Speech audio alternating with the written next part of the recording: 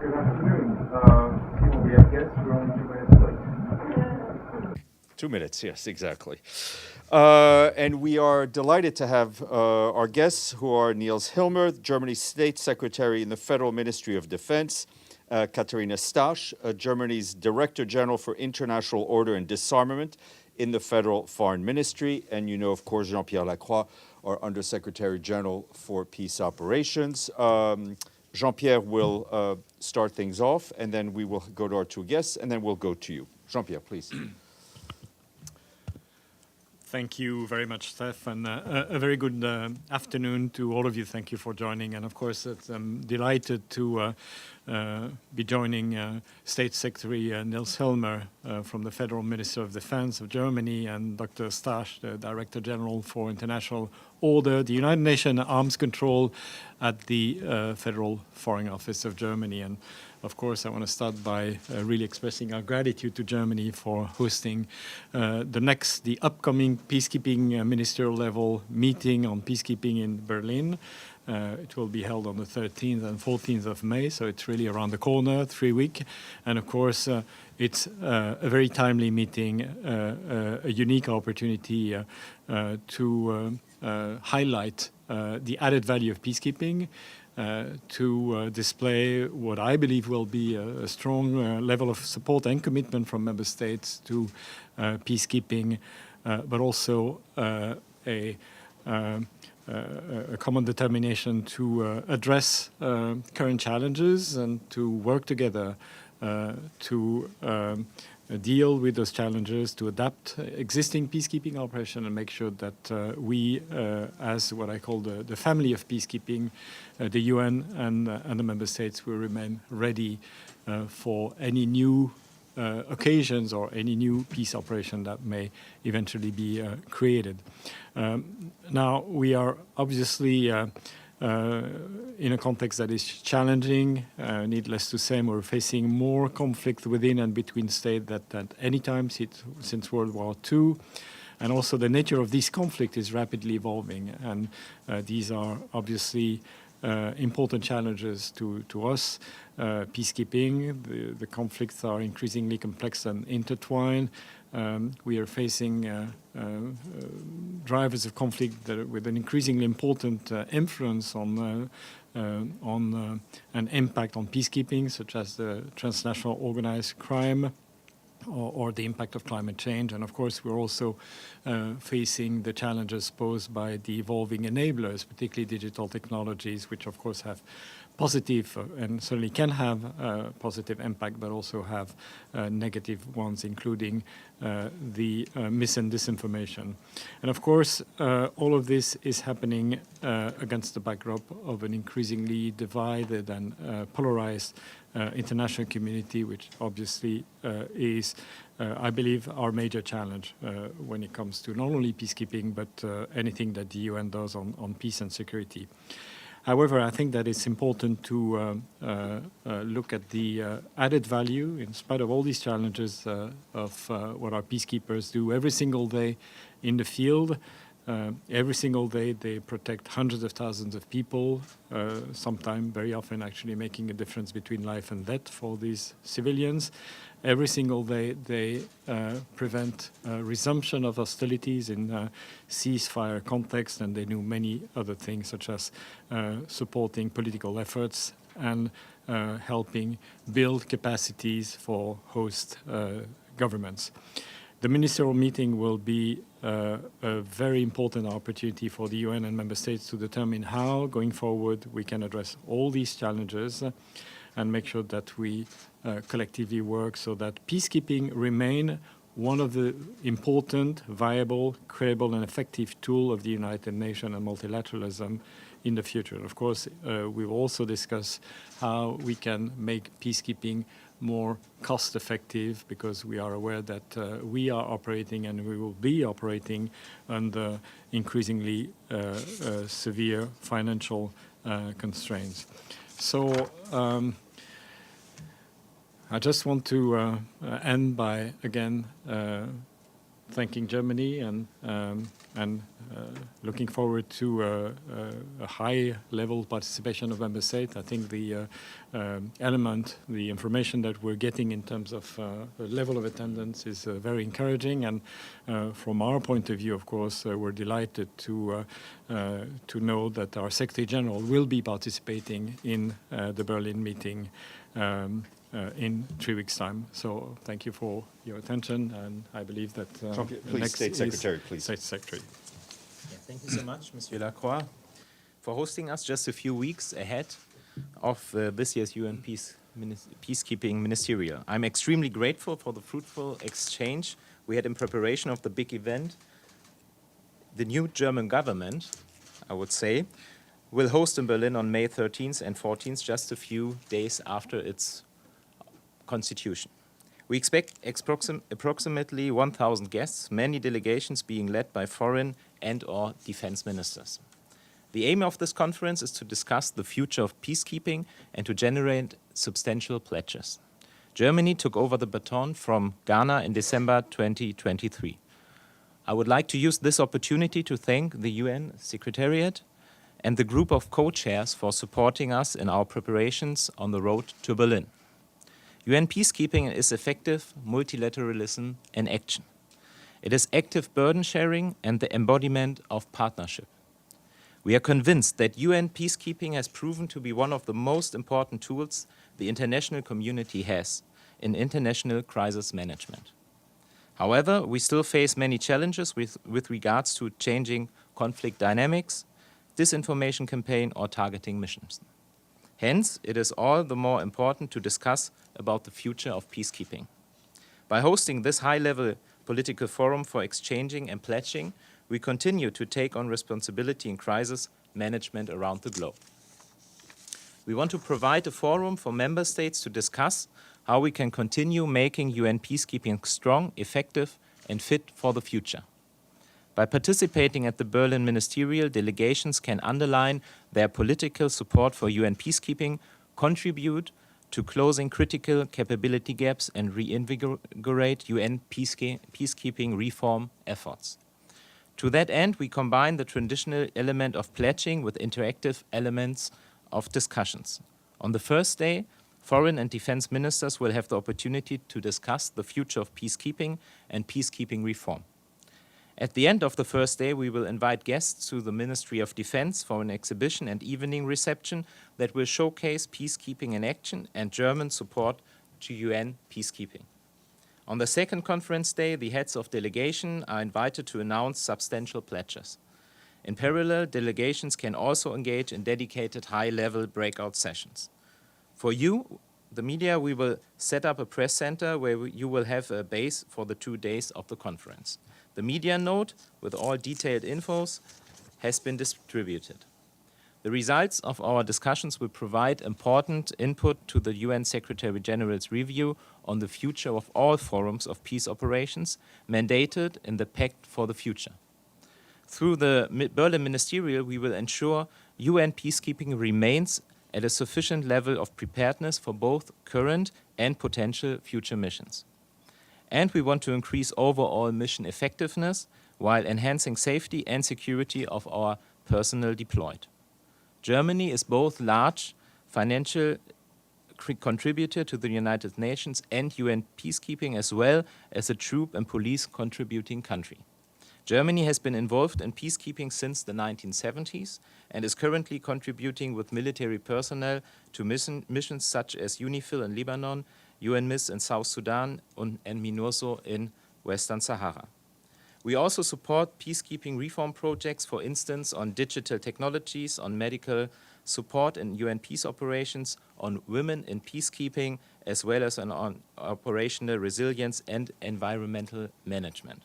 We therefore have first-hand experience and look forward to the exchange with fellow troop and police contributing countries, with host nations of UN peace operations, with thought leaders and civil society representatives. Thank you very much. Let me now hand over to my colleague, if I may, from the Federal Foreign Office. Katharina. Thank you very much. many people around the world, and I can certainly speak for my own country, associate the blue helmets with the UN as such. And indeed, peace and security, the peacekeeping is at the very core of the UN. And this is exactly why we are proud to host the Peacekeeping Ministerial in Berlin in May. Let me now briefly outline the reasons why we are hosting the Peacekeeping Ministerial and which guided us throughout the preparation process.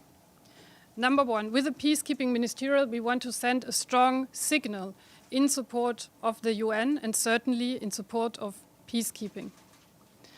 We are, as Germany, ready to take on responsibility, and for a very long time we have been a reliable pillar of the UN.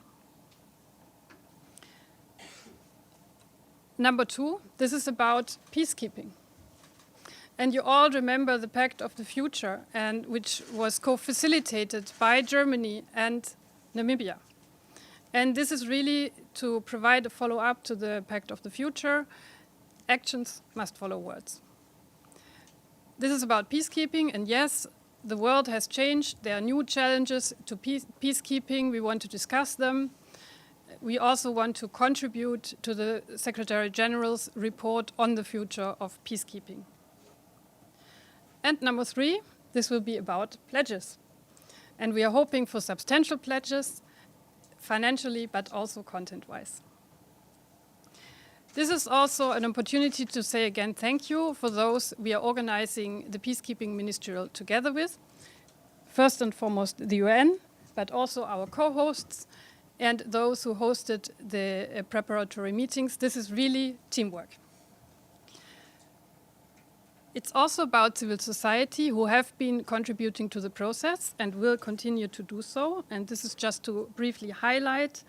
You will have heard the Global Alliance on Peace Operations, which is a consortium of more than 50 civil society organizations generating policy recommendations to the Peacekeeping Ministerial. And there is the intention to hold an online symposium later this month.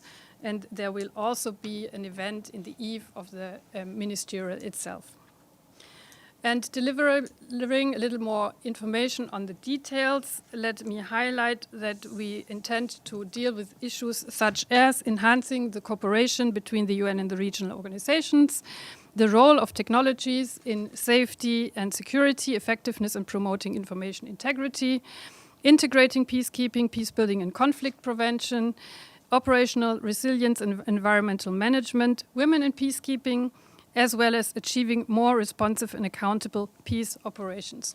And with this, we are, I can confirm again, very excited and proud and looking forward to interesting discussions and meaningful pledges.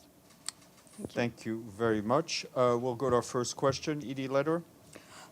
Thank you all very much on behalf of the United Nations Correspondents Association for doing this briefing. My name is Edith Lederer from the Associated Press. Mr. Lacroix spoke about the polarized world and the challenges that peacekeeping faces, including the financial challenges, especially from the Trump administration. Are you expecting either the U.S. Secretary of State Marco Rubio or Defense Secretary Pete Hegseth at this meeting on peacekeeping? And if not, are the Americans going to be participating at all?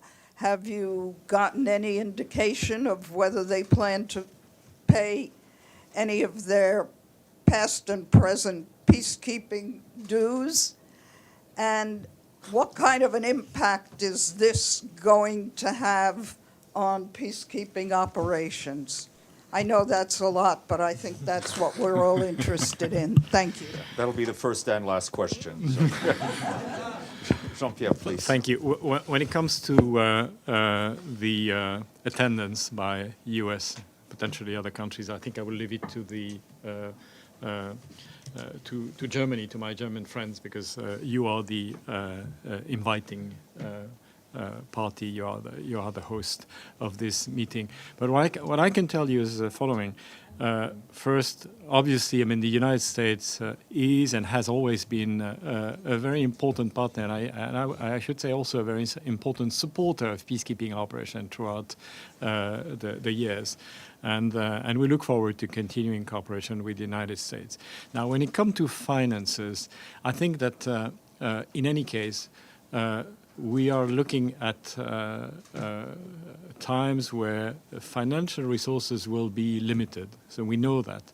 I think a very important challenge to all of us really is how we can improve the cost efficiency of peacekeeping. And there are a number of things that we can do as a secretariat, as the UN, but I think there are a number of things that the member states will have to do, including, I believe, making sure that the mandates are well prioritized, but also having a look at the rules under which we operate, the rules governing the use of financial resources, the use of posts, and I believe that we could use some more flexibility when it comes to these rules. So I will leave it at that, and perhaps when it comes to specific question regarding attendance, hand over with your permission to State Secretary. Yes. I think it's not decided yet on which level the United States will attend, but they will attend. Thank you. Michelle Nichols? Thank you. Michelle Nichols from Reuters. Bit of a follow-up. The White House Budget Office has proposed eliminating funding for all peacekeeping missions, and it was citing failures in Mali, Lebanon and DRC. Obviously, there's a longer path for this process to go along, but how concerned are you by this? What measures what are you doing to try and reach out to the Americans to try and allay their concerns? Obviously, the biggest contributor to peacekeeping. And then State Secretary, story of the day, Ukraine, President Trump's efforts to get a peace deal. What does Germany think about, what's your assessment of the peace deal at the moment? Should Ukraine accept?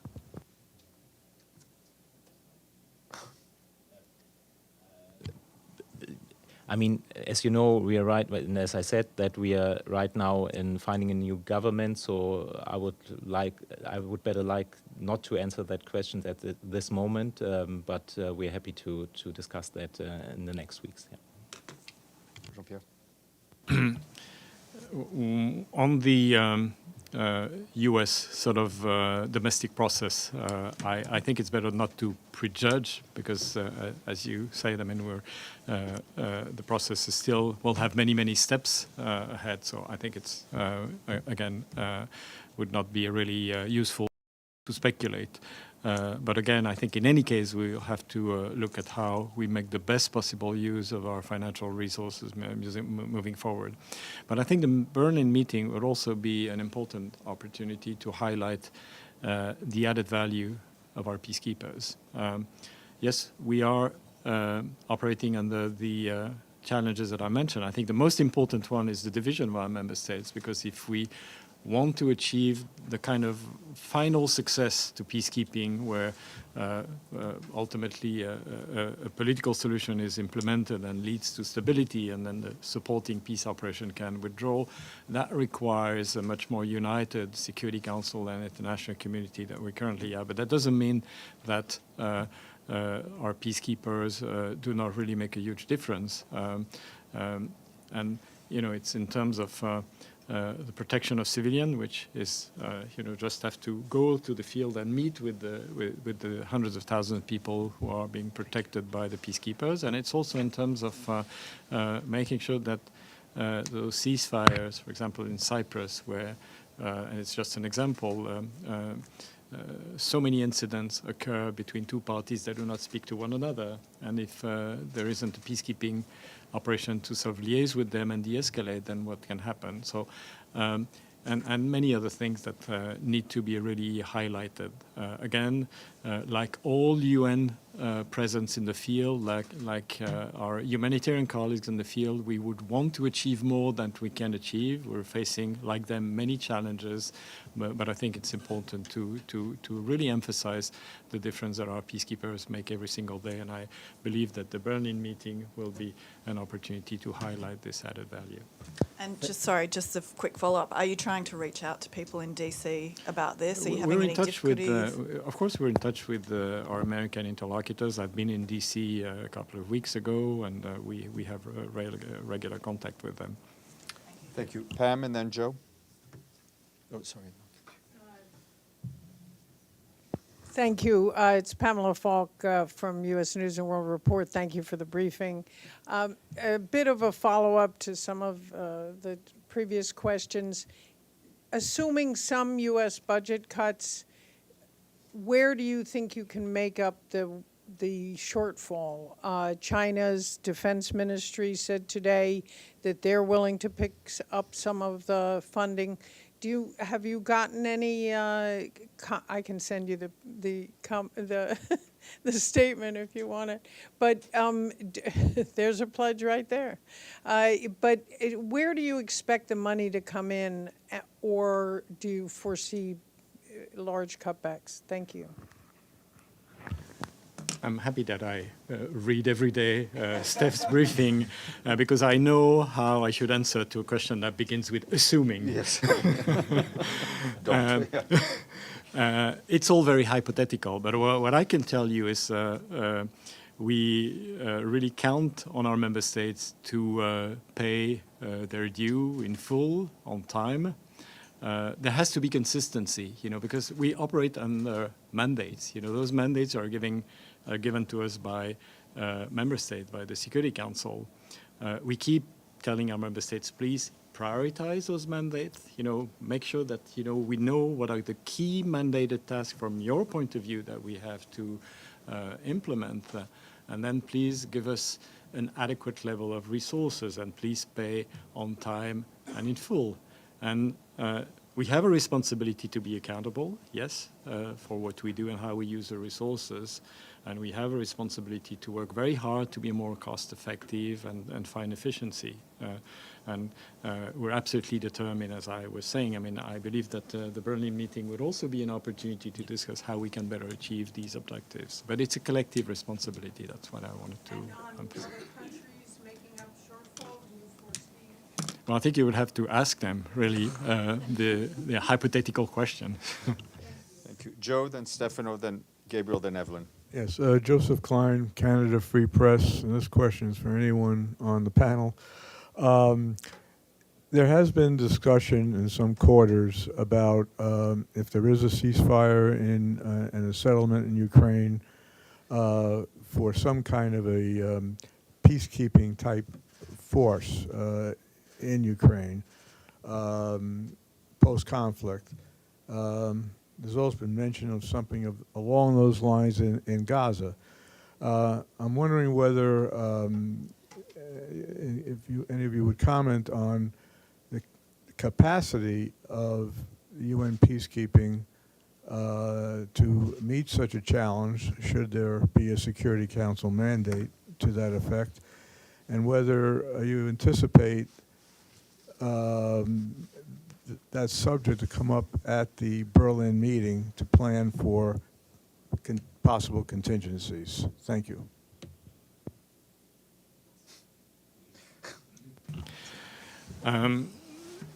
I will again use the word hypothetical because it is hypothetical. And I want to really emphasize that the UN is not planning anything at the moment. Of course, we're all aware that this is a question that has come maybe a bit more frequently lately. And I believe that you could imagine a scenario, again, very hypothetical, where there could be one day a ceasefire and maybe an agreement between the parties for some sort of third-party ceasefire monitoring mechanism. And then you can imagine all kind of sub-scenarios, including one that would involve the UN one way or another. But at this stage, it's hypothetical. We're not planning anything. We're thinking of it, of course, but that is really what I can tell you for now. Yeah, just following up on that. I know it's can be described as hypothetical at this stage, but wouldn't part of the responsibility in peacekeeping be to look at contingencies and analysis of whether what it would take to be ready should there be such a mandate, rather than be reactive after the fact? I hear you, but at the same time, we're the UN. We have the membership that we have. The membership itself is what it is. And I believe that if we were to engage at this stage in planning, that would inevitably expose us, because all of this is associated with the high level of political sensitivities. So I do take your point, and of course, none of us can completely rule out a scenario where at some point you would have to work on any possible sort of mechanism, and that maybe we have to do it quickly. But I think it's better to see how things will evolve, and then. The UN can be quite reactive, I think, but at this stage, it's again, it would not be appropriate for us to engage in any kind of planning. Stefano, then Gabriel, then Evelyn. Thank you very much. Stefano Vaccara, La Voce di New York, Ital Press. Two questions, actually. Assuming that this press conference is watched not only by the missions here, but also by the people that actually need the protections of those peacekeepers.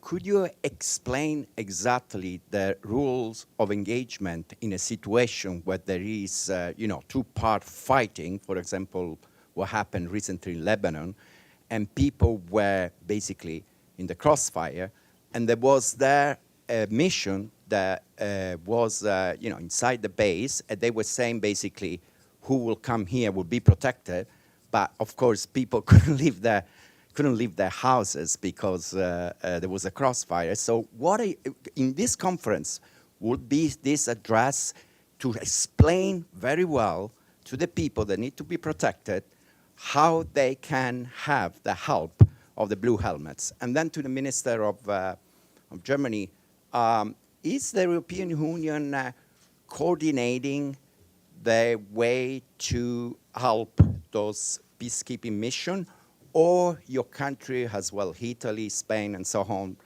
are going, is it like a competition, a race to be the first one, and there is no coordination at all? No, there's no race. I think it's a collective effort, as Jean-Pierre Lacroix said, and there's a common understanding of what we are doing, and so the spirit is good between the countries, and so there's no race. No, that's the question. Yeah.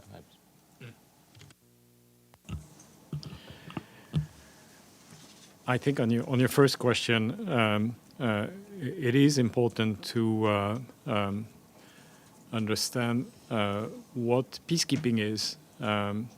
And what it can do and what it cannot do. In the case of Lebanon, at some point you had a situation where there was not anymore an agreement between the two parties to preserve or to keep the ceasefire. And we had these hostilities, and what we did, and really the credit goes to the UNIFIL peacekeepers and the leadership of UNIFIL, General Lazaro, is that we made sure that all the peacekeepers would remain in their position in spite of the massive pressure under which we were. And the reason for that was that we wanted to make sure that UNIFIL would continue to be able to play its role post-hostilities. which is what currently UNIFIL is doing, because UNIFIL is working very hard today with the Lebanese armed forces to help the LAF recover positions in southern Lebanon. More than 120 positions were recovered. We're helping LAF in finding out weapons caches so that then the LAF can take care of those, and we're helping clearing the roads, demining, liaising with the Lebanese armed forces and the Israeli Defense Forces, working with the mechanisms. All of this wouldn't have been possible if our peacekeepers had abandoned their position during the hostilities. And yes, I do understand that it might have created a sense that, why aren't we fighting one party to protect civilians? But that is not what UNIFIL is and was about. On the other hand, you would have noted that our UNIFIL peacekeepers did actually shelter a number of civilians, and also were massively helpful in helping in the relocation of exposed civilians during the hostilities. Thank you, Gabriel.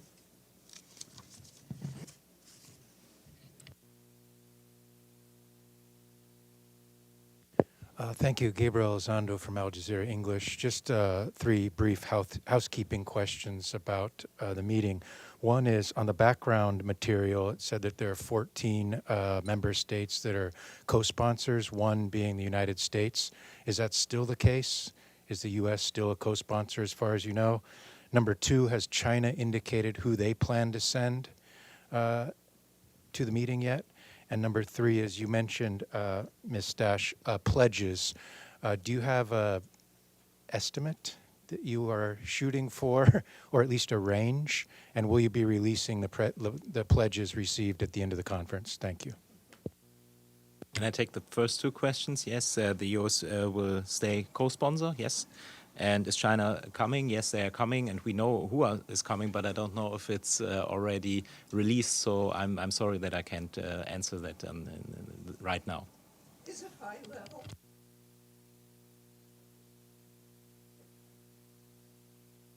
Go ahead, please.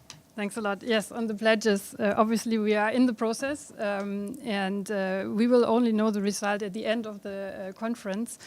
And I just wanted to highlight this is about substantial pledges and financial pledges. So don't expect a number, but for what is really important for us is also the substance. Thank you. Evelyn? Guten Tag. Yes, Evelyn Leopold from the Dag Hammarskjöld Fund for Journalists. I just, 2-part question. First of all, are you civil servants in the foreign ministry, the AA, or are you representing the new government coming in, the CDU? And secondly, I assume the rather strange opposition you have in Germany these days, there's no problem with them in spending money on peacekeeping, the Alternative for Deutschland, the AfD. Maybe I can combine those 2 questions because we are civil servants, so no politicians, so that's why I won't answer the last question. Sorry. Thank you. Sinan, and then we'll take 2 more questions and we'll let our guest be free. Please. Thank you, Steph. My name is Sinan Tunçdemir from Rudal Media Network. I have a quick question. Last week, I think there was a report, news stories actually by Handelsblatt, excuse my German pronunciation. The report says Germany has halted a proposal sale of Eurofighters, Typhoon fighter jets to Turkey, citing concerns over recent political developments, notably the arrest of Istanbul Mayor İmamoğlu. So, and Turkey made a statement, they say actually they're talking to United Kingdom, not Germany. So we are kind of confused. Can you just clarify what's happening about this issue? Thank you. I would say when it comes to exporting goods or weapons, it's not in our responsibility. It's in the responsibility of the Ministry of Economics. So I'm sorry I can't answer that. So I'm sorry. Hi, it's Eric Peters with Kyoto News of Japan. I have 2 quick questions. First, they're both on attendance. So do you know what members of the G7 will be represented on a ministerial level? And will Russia be represented? And if so, at what level? Thank you. I can say that the process is still ongoing. So as I said before, I can't talk about who's coming at the moment because the registration deadline is not there yet. So and a lot of countries hasn't talked about who they are sending. That's why I have to say that I don't want to comment who's coming from which country. Great. Well, I want to thank you very much, State Secretary, Director General, and Jean-Pierre. Thank you very much, and we won't see you in Berlin, but well, you'll be in Berlin, but we'll have other journalists there, and thank you.